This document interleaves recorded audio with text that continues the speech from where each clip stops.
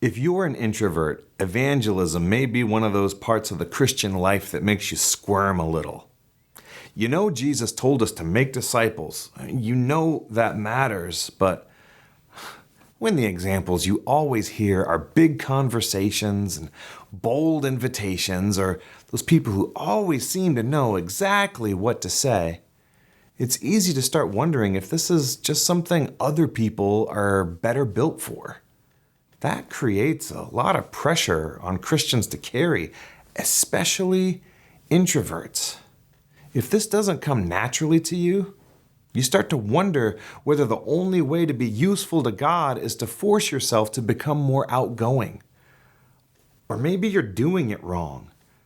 Or maybe your faith just isn't up to par, but that pressure doesn't come from Jesus. Jesus never said every faithful person would sound the same, move the same, or connect with the same people in the same way. He calls different kinds of people and works through different kinds of people. So before we ever talk about techniques or tips, we need to clear this up. Introversion is not a spiritual defect. You're not a broken extrovert. You're not behind. And you're not a problem that God needs to fix. A lot of what Christians call outreach has quietly turned into performance. Say the right words, make the bold move, push through that discomfort, measure faithfulness by visibility. But the Bible's language is deeper than that. We're not told to perform witnessing. We're called to be witnesses. That means your life, your presence, your consistency, and your character, your love, your peace, your honesty, your steadiness, those things aren't secondary. They're part of the witness. And that matters because quiet people often carry things powerfully. They listen carefully. They notice things other people miss. They make room for depth, and they stay present when a conversation gets heavy.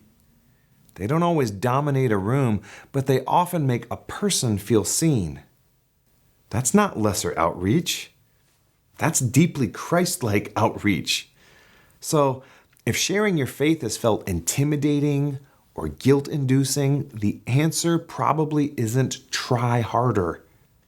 The answer may be more like, throw out that version that was never meant to define faithfulness in the first place. Because the goal isn't to become louder. The goal is to become more faithful in the way that God actually formed you. And honestly, that's often more effective too, because people can tell the difference between being worked on and being loved. In the full-length version of our conversation on this subject, I unpack what outreach can actually look like for quiet people in real life, without pretending like you have to become someone else to do it well. I think it'll encourage you.